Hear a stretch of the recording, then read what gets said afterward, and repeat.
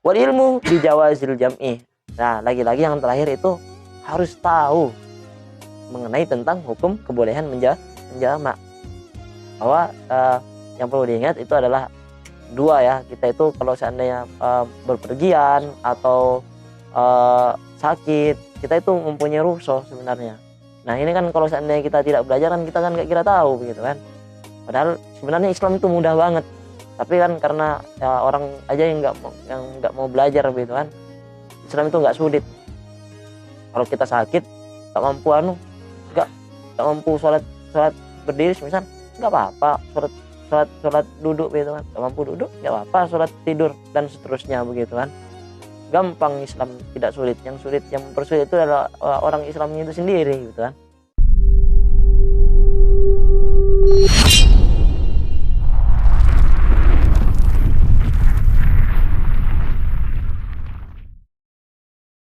جمال الوجود بذكر الإله وتصفو الحياة بنور هدى. Waalaikumsalam warahmatullahi wabarakatuh. Bismillahirrahmanirrahim. Ila hadratin Nabi Mustafa wa rusul mujtaba sayyidina Muhammadin wa ala alihi wa sahbihi wa ali baiti wa tabi'in man tabi'um bi ihsan ila yaumiddin. Summa sallallahu ala mu'allif hadzal kitab Syekh Muhammad bin Umar Asy-Syatiri. Summa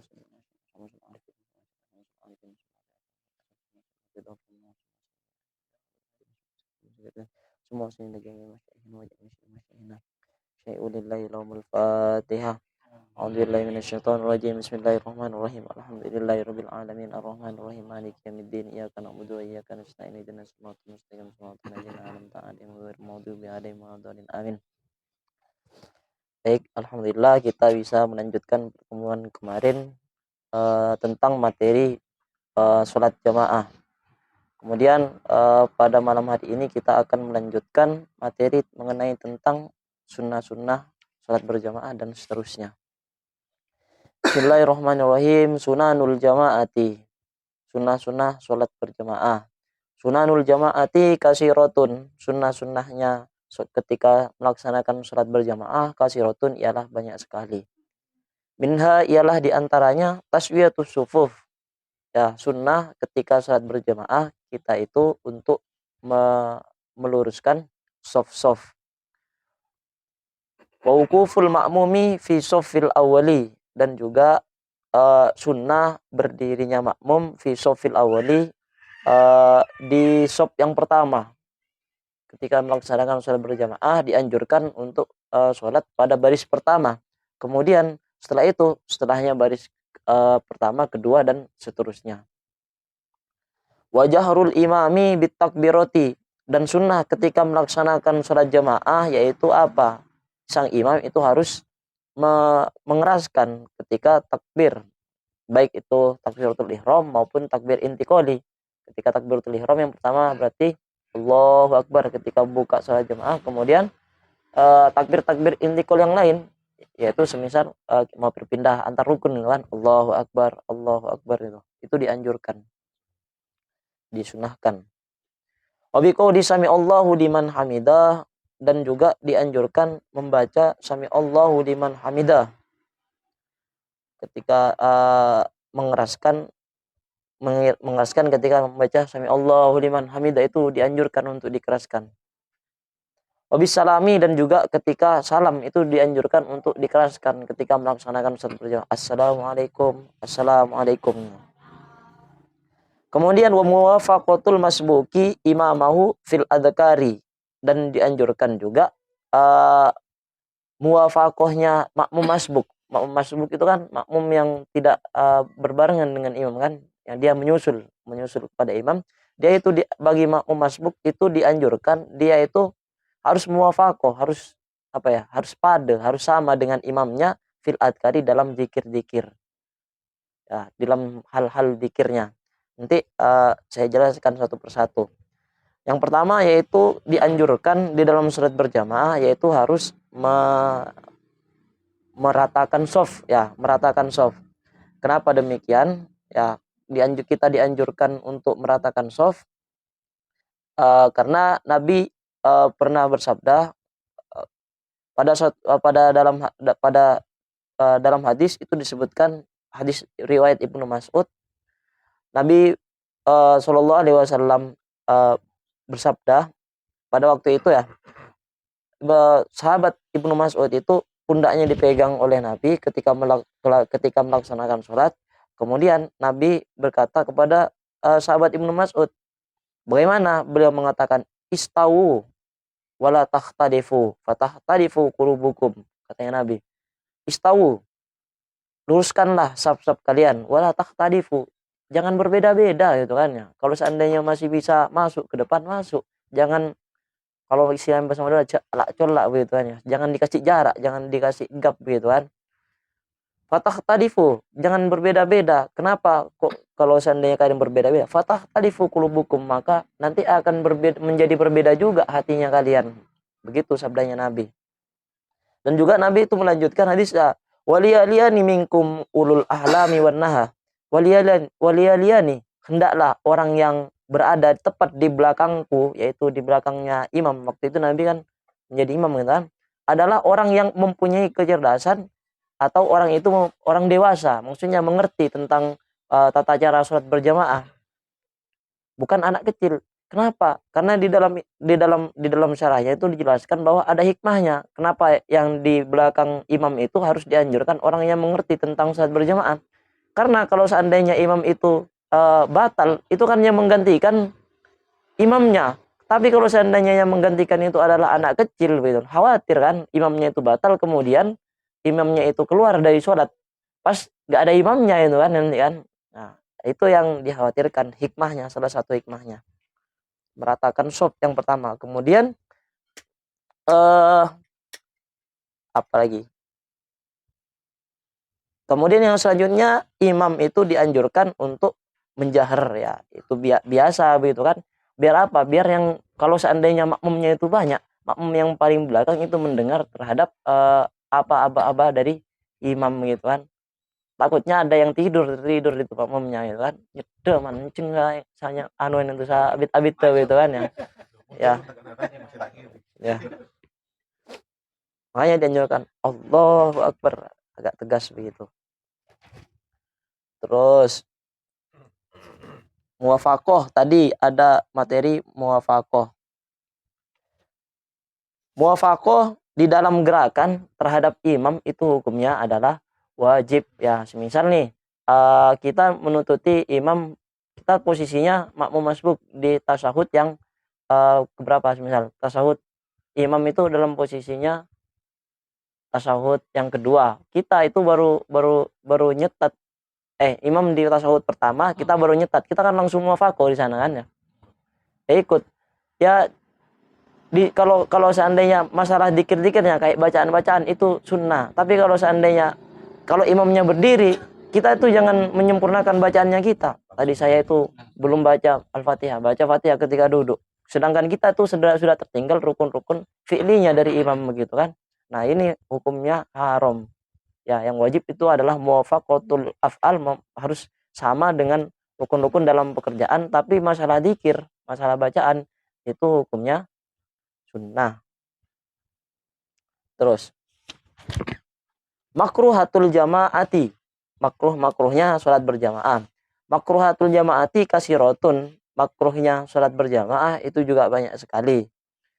Minha tarkut taswiyati, yang pertama adalah lapmahilap gitu ya. Ya biasanya dia menyamakan sopnya ya, taswiyah, menyamakan sopnya itu diratakan, tapi dia itu malah sholat sendiri gitu kan, buat barisan baru gitu kan, sedangkan saf yang di depannya itu masih kosong gitu kan. Ini makruh sebenarnya. Wal iktida'u bil fasiki, ya bermakmum terhadap orang yang fasik ya, fasik. Ya, orang fasik itu yang seperti apa ya? Itu yang sering melakukan dosa-dosa kecil, yang sering berbohong dan semacamnya, pasti bisa itu diketahui. Wal mubtadi, dan makruh juga bermakmum terhadap orang yang ahli bid'ah, mubtadi, ahli bid'ah. Ya yang sekarang itu udah ya orang yang ahli bid'ah gitu kan, itu hukumnya makruh katanya. Makruh kita ikut terhadap orang yang ahli bid'ah. Di dalamnya itu ada redaksi yang menarik. Wa yukrahu al-iqtida'u bil fasiki wal mubtadi'i ghairil mahkumi bi kufri. Kemakruhan bermakmum terhadap orang fasik dan orang bid'ah itu tertentu bagi orang mubtadi atau orang fasik tapi yang tidak dihukumi kafir ya. Kalau seandainya dia itu mubtadi dan orang fasik yang sudah sampai kepada tingkatan kafir, maka hukumnya haram, bukan makruh lagi. Begitu. Terus wa imamatuhuma, makruh juga orang yang fasik dan orang yang ahli bid'ah begitu kan. Itu makruh untuk menjadi imam gitu kan. Terus wa imamatul muwaswasi, dan juga makruh menjadi imam orang yang waswas. Orang yang waswas itu hukumnya makruh untuk menjadi imam. Wa may yukarriru harfan, dan makruh juga menjadi imam yaitu adalah orang-orang yang suka kalau baca Quran tuh suka sering ulang tuh hurufnya itu. Walakot itu kan biasanya kan ada tuh kan di desa. Ya, agak aneh tuh. Itu makruh hukumnya menjadi imam.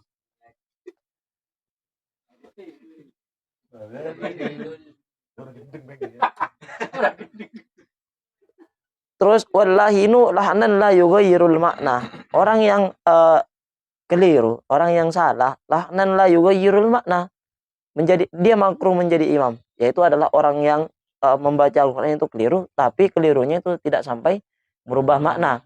Tapi ini dengan catatan yang dia itu tidak, yang kelirunya itu bukan di selainnya Fatihah.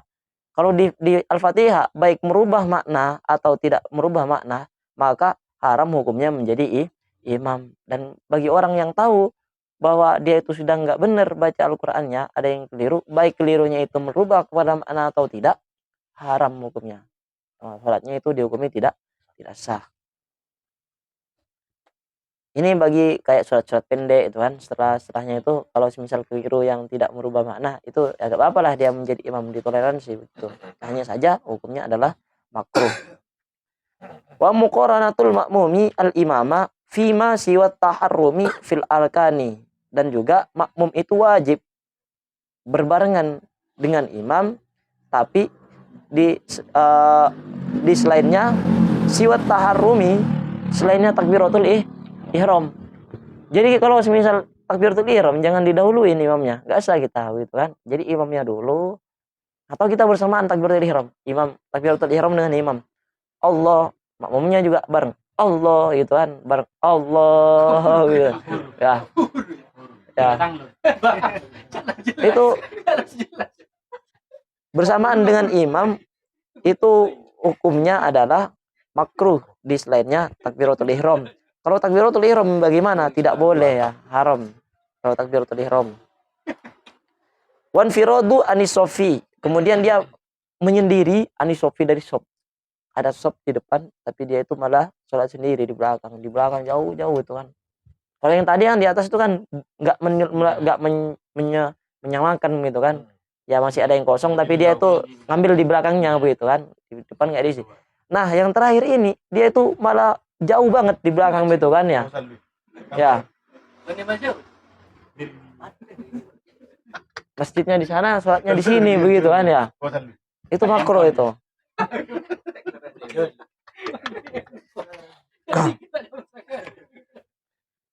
Terus al-qasru bisafari wal jam'u bihi wabil matori wal marodi al-qasru. Pasal selanjutnya ini menjelaskan tentang mengqasar ketika berpergian, menjamak ketika berpergian, dan menjamak sholat ketika hujan dan ketika sakit. Jamak sekaligus nanti ada yang jamak qasar gitu kan. Al-qasru an tusalliya ad-duhra wal asra awil isya'a rakaataini. Qasar itu bagaimana? Qasar itu adalah kita melaksanakan sholat duhur dan asar atau isya itu diqasar menjadi dua rakaat. Itu yang dinamakan dengan qasar, meringkas gitu kan. Wa huwa jaizun lil musafiri faqat. Kebolehan mengqasar ini hanya tertentu bagi orang yang berpergian saja. Kalau seandainya tidak berpergian, haram hukumnya mengqasar gitu kan. Bi ahadi asyara syarton, selain bagi orang yang musafir harus ada 11 syarat yang harus dipenuhi begitu. Ayakuna safaruhu marhalataini, Yang pertama, berpergiannya itu harus 2 marhalah begitu kan ya. 2 marhalah itu kurang lebih kalau madzhab Syafi'iyah itu ukurannya sekitar 84 kiloan begitu, 84 kilometer begitu. Ya, itu sudah bisa qashar. Kalau cuman dari sini ke Asem Bagus jangan dikosor ya. Karena di jamak ya. Jamak boleh. Dari sini ke Sebagus. Enggak apa-apa, pergian itu kan ada yang pendek. Nanti itu ada pembahasan sendiri nanti tentang jamak. Jangan keburu Mas ya. Wa yakuna mubahan ya. Dan yang kedua, itu adalah bepergiannya itu adalah bepergian yang diperbolehkan, bukan bepergian yang diharamkan. Semisal bepergian tujuannya untuk maksiat dan lain semacamnya gitu kan. Tujuannya dari sini ke misal pernah ke Surabaya mau merampok misalnya. Pas nyampe di Pasuruan ngomong kosor dia ingatnya kosor aja soal gitu kan perpergian. Ini kan safar maksiat begitu. Safar maksiat hukumnya tidak boleh mengkosor.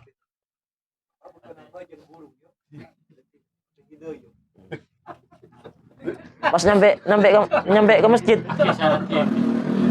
Kamu kota amal ya. Enggak sah. Kan tak usah dapat langsung banyak tak Jom. Boleh ya. Wa ilmuhu bi jawazil qasri, dan syarat yang ketiga itu harus mengetahui terhadap kebolehan qasar, harus mengetahui hukum-hukumnya mengqasar gitu, harus tahu ilmunya gitu kan. Ya kan ada kan kadang orang apa namanya ikut aja gitu kan. Ikut aja itu tapi gak tahu hukumnya salat qasar gitu kan. Yang penting ikut aja, ini kok salat dua gitu kan. Imamnya bilang qasar dia ikut, tapi dia nggak tahu qasar itu apa. Yang penting dia ikut aja. Kalau di dalamnya itu digambarkan, kalau seandainya orang di depanku ini mengqasar, maka saya akan mengqasar gitu kan ya. Terus wa niyatuhu iyahu indal ihrami. Kemudian berniat melakukan qasar ketika takbiratul ihram. Itu syaratnya ya. Jadi harus melakukan niatnya, niat takbiratul ihram itu niat qasar tuh. Wa dawa musafari ila tamami sholati, dan terus dia itu ketika menyempurnakan sholat itu kondisinya dia itu dalam kondisi masih perjalanan. Kalau sudah di rumah itu kan tidak dikatakan safar lagi kan gitu. Atau misal dia itu pergian ke Surabaya kan masih nyampe Probolinggo gitu kan, masih nggak apa-apa, masih dawam itu kan safarnya kan, nggak apa-apa. Wala yaqtadiya bimutimmin fi juz'in min sholatihi, dan orang yang sholat qasar itu tidak boleh bermakmum terhadap orang yang sholat sempurna fi juz'in min sholatihi, di dalam sebagian dari sholatnya. Misal nih ada orang yang sholat asar 4 rakaat ya, dia itu ngambil pas tasahud keduanya itu kan niat jamaah oleh biar pahala begitu kan, padahal dia sendiri sholatnya adalah sholat qasar, ikut kepada orang yang sholat sempurna, tapi dia ikut sebagian ya, tidak akan ngambil dari tasawuf yang dulu. Iya, itu tidak boleh. Wa alla yaqtadiya bimashkukin fi safari, dan juga tidak boleh bermakmum terhadap orang yang masih diragukan di dalam perjalanannya begitu kan. Maksudnya kita itu masih ragu, orang ini bepergian apa enggak gitu kan ya. Apakah dia mendapat rukhsah apa enggak gitu kan. Masih kalau misal masih ragu-ragu, jangan bermakmum kepada itu. Takutnya dia itu gak bepergian begitu. Wa yaksida maudian makluman, dan harus tujuannya itu harus jelas ya. Kalau qasar itu tujuannya jelas. Karena ada orang yang bepergian tapi nggak jelas tujuannya kemana gitu kan, keliling-keliling aja gitu. Kalau nggak jelas tujuannya itu nggak boleh, sebenarnya nggak mendapatkan keringanan. Wa yataharraza amma yunafi niyatal qasdi, dan orang yang mengqasar itu harus menjaga diri amma yunafi niyatal qasdi, harus menjaga diri dari sesuatu yang dapat meniadakan terhadap niat qasar. Harus dapat menghalangi terhadap qasarnya. Kalau contohnya ini di dalam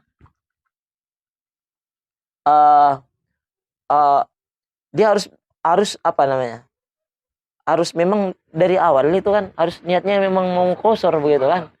Benih pas qasar pas niat itmam gitu, niat sempurna gitu Mas. Dirubah niatnya. Itu tidak boleh.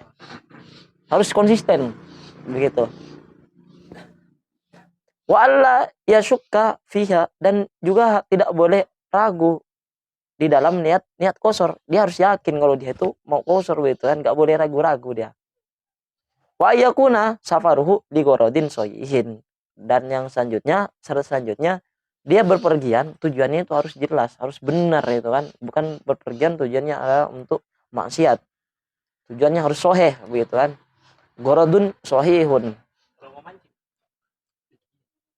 Nanti aja. Wa yujawiza asura fil musawwarati. Syarat selanjutnya kalau mau mengqasar itu wa yujawiza harus apa ya? Harus melewati terhadap pagar. Melewati pagar fil musawwarati, pada daerah yang dipagar. Kalau di sini tuh batas, Mas. Batas bahasanya kitabnya itu pagar ya, tapi kalau menurut saya ini batas. Kalau Indonesia apa Situbondo batasnya kemana, harus ya. Nah, kalau seandainya batasnya pagar ya pagar, atau umronu fi ghairiha, atau kalau di dalamnya itu kalau misal batasnya sungai itu harus melewati itu dah. Bepergian harus melewati di situ. Terus jamak ini sekarang. Jamak. Nanti kita nyampe ke jamak yang hujan dan semacamnya itu. Al-jam'u bisafari, jamak sebab bepergian. Al-jam'u adapun jamak antusollia atau antusolla al-asru fi waqti duhri. Salat asar dikerjakan di waktu duhur, itu jamak namanya. Wal isya fi waqtil maghribi takdiman. Isya dilakukan di waktu maghrib dengan mendahulukan, yaitu dengan jamak takdim. Autusalla ad-duhru fi waqtil asri, atau duhur itu dilakukan pada waktu asar. Tahir berarti kan. Wal maghrib fi waqtil isya'i, salat maghrib di waktu isya. Oleh karenanya fayajuzu lil musafiri bisyurutin, boleh jamak lil musafiri bagi seorang musafir, namun tidak serta merta boleh begitu saja, tapi harus memenuhi beberapa syarat. Fasyurutu jam'u taqdimi sitatun. Syaratnya jamak takdim itu ada 6. Yang pertama al-bada'atu bil ula. Harus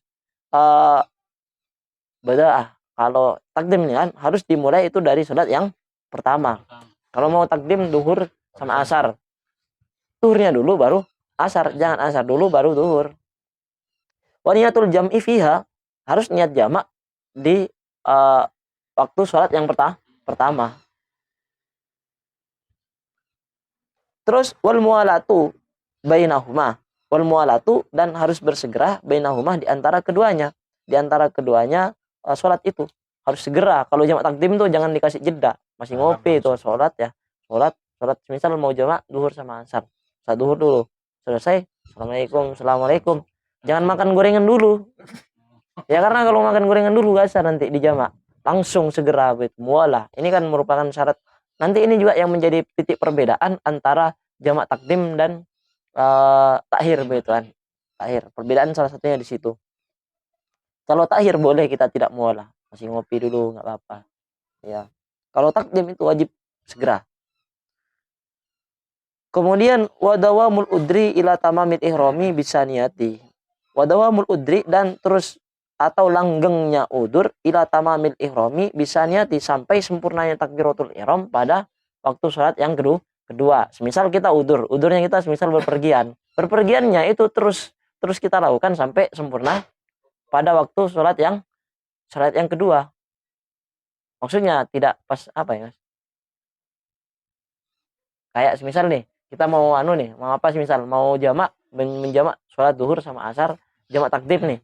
Alasannya karena hujan. Karena hujan. Biasanya berjamaah kita kan. Mas Arli misal biasanya berjamaah di masjid ini kan.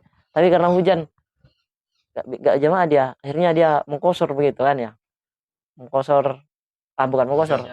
Menjamak takdim kan. Boleh jamak takdim kan. Salat lah. Allahu Akbar. Selesai waktu salat duhurnya. Ini hujan ini terus ada sampai ketika Mas Arli salat asar. Takbir waktu salat asar begitu kan. Sebaliknya kalau semisal deras di waktu salat duhur, Allahu Akbar, niatnya apa? Menjamak kan, jamak takdim. Salat dah duhur dulu. Pas mau salam, assalamualaikum. hujannya reda. Nggak boleh jamak, nggak boleh. Maksudnya itu harus dawam sampai takbiratul ihram yang kedua, sholat yang kedua. Terus wadhannu sihatil ula, dan dia harus menduga kuat bahwa sholat yang pertama itu hukumnya adalah sholatnya itu adalah sah itu. Harus menduga kuat. Iya, jangan ragu. Oh, sholat yang pertama sah aja. Nah, ini nggak bisa sudah.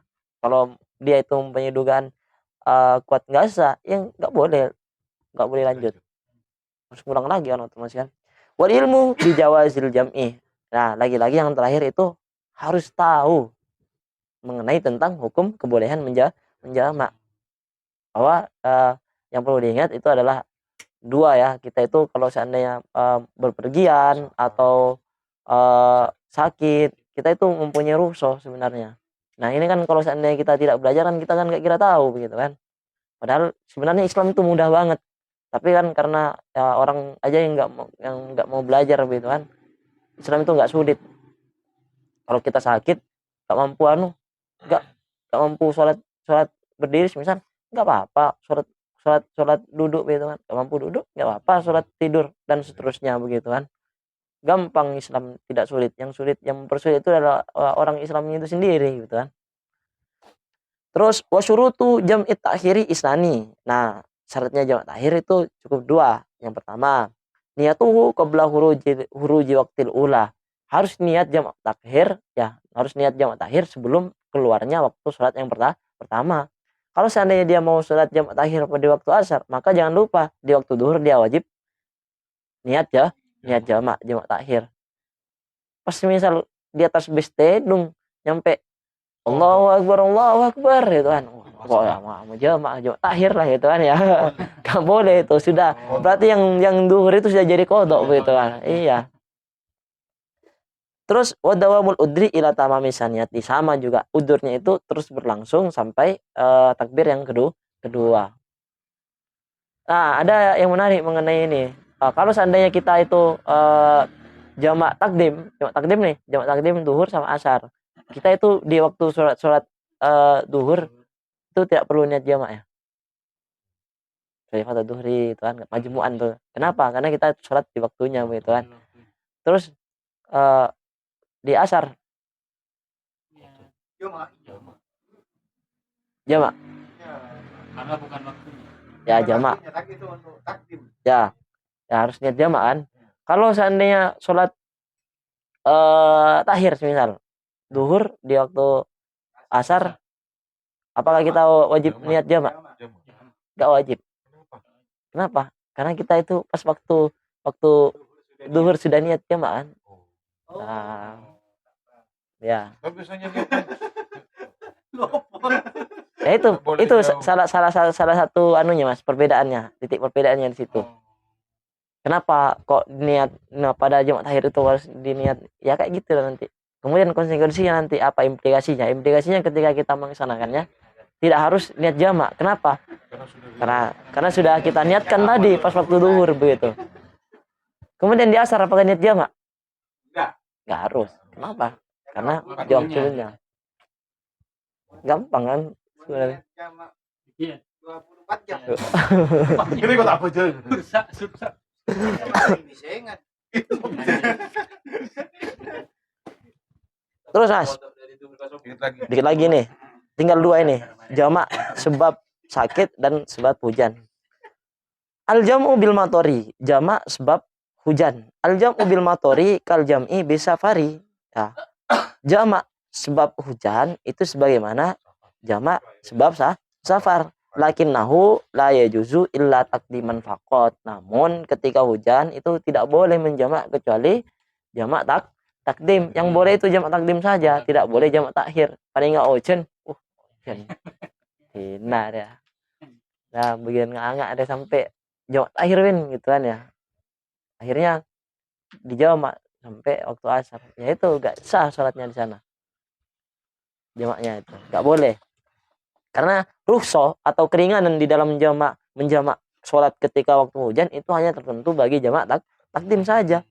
bisyuruti jam'i taqdimi, namun ya berdasarkan dengan syarat-syarat jamak takdim yang tadi begitu kan. Ada berapa syaratnya jamak takdim? Ada 6 kayaknya tadi kan.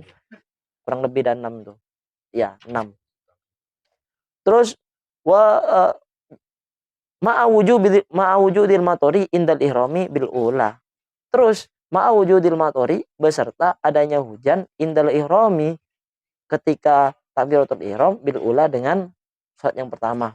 Dan juga ini ya di dalam kitab Fathul Qorib itu hujan seperti apa gitu kan yang bisa menyebabkan kita mendapatkan keringanan untuk melaksanakan sholat jamak gitu. Hujan bukan hujan sembarang hujan gitu kan, tapi hujan yang bisa membasahi ini katanya. Kalau semisal kita itu jalan di atas di atas tanah gitu kan, ini sampai itu Mas, nyampe itu ya anunya itu airnya itu yang mendapatkan rukhsah. Oh, resek ya kan. Sini lah jamak gitu kan. Bukan seperti itu. Terus al-jam'u bil maradi, jamak sebab sakit. Ikhtaru an-Nawawi wa ghairuhu jawazal jam'i bil maradi taqdiman wa ta'khiran bi syurutil jam'i bisafari. Ini teks yang menarik ini Mas. Ikhtaru memilih an-Nawawi, siapa Imam Nawawi, wa ghairuhu dan selainnya Imam Nawawi, jawazal jam'i bil maradi, terhadap kebolehan menjamak bil maradi sebab sakit. Baik jamak takdim maupun jamak takhir bi syurutil jam'i bisafar. Tapi berdasarkan syarat-syaratnya sebagaimana berpergian begitu. Kalau dulu itu ya, kalau saya itu kebanyakan yang baca-baca itu kan yang boleh ketika ketika sakit itu yang diperbolehkan hanya jamak takdim saja. Tapi di sini itu langsung beliau mengutip pendapatnya Imam Nawawi bahwa kalau seandainya kita itu sakit itu boleh baik itu takdim maupun takhir. Ya, al-Jum'atu mungkin sampai sini aja ya. Semoga menjadi ilmu yang bermanfaat. Amin. Sedikit tapi berkah ya. Al-Fatihah.